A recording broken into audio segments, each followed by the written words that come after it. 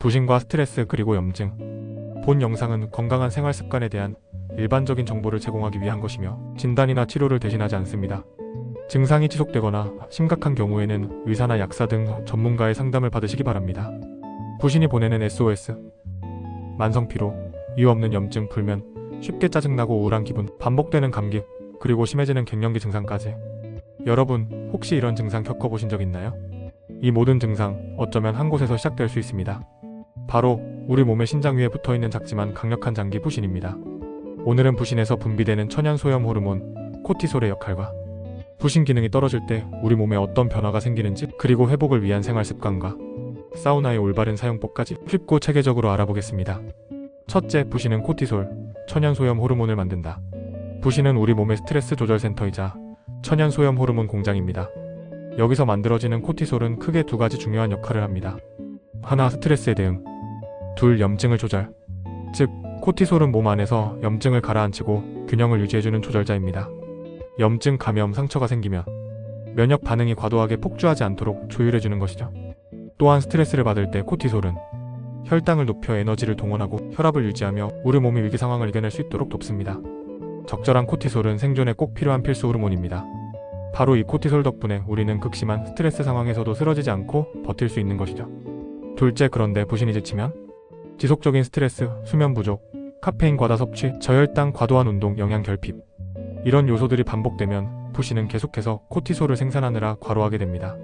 그리고 결국 부신이 지치면 코티솔 생산 능력이 떨어집니다. 즉, 정말 필요할 때 코티솔이 충분히 분비되지 않는 상태가 되는 거죠. 그 결과 만성 피로가 더 깊어지고 염증을 억제하는 힘이 떨어지며 면역계가 과도하게 반응하기 시작합니다. 이로 인해 염증 수치가 오르고 심하면 면역 균형이 무너지며 차가면역 질환의 위험도 증가할 수 있습니다. 예를 들어 갑상선염, 루푸스, 류마티스 관절염 같은 차가면역 질환들은 부신 기능 저하와의 연관 가능성이 연구되고 있습니다. 물론 차가면역 질환의 원인은 유전, 환경, 감염 등 복합적인 요인이 작용하며 단순히 부신 기능만으로 설명할 수는 없습니다. 하지만 면역 조절 기능이 약해졌을 때 위험이 증가한다는 연구 결과는 분명히 존재합니다. 셋째, 특히 갱년기 여성은 더 민감합니다. 폐경 이후 여성의 난소는 여성 호르몬인 에스트로겐과 프로게스테론을 거의 만들지 않습니다. 이때 부신이 생성하는 남성 호르몬 DHA가 지방 조직에서 에스트로겐으로 전환되어 여성 호르몬의 일부 역할을 대신하게 됩니다. 즉, 갱년기 이후 여성의 호르몬 균형은 부신에 더 많이 의존하게 되는 겁니다.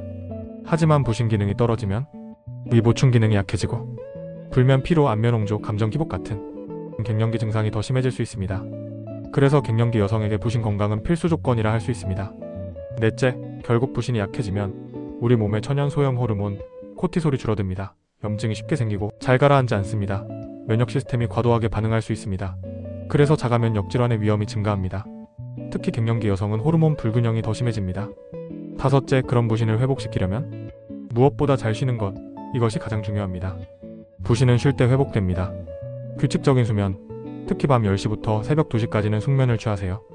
균형 잡힌 식사, 특히 단백질과 좋은 지방 섭취, 카페인 줄이기, 특히 오후 2시 후 섭취 제한, 스트레스 관리, 명상, 호흡 걷기 등 비타민C, 비타민 B군, 마그네슘, 아연 등의 영양소 보충도 도움이 됩니다.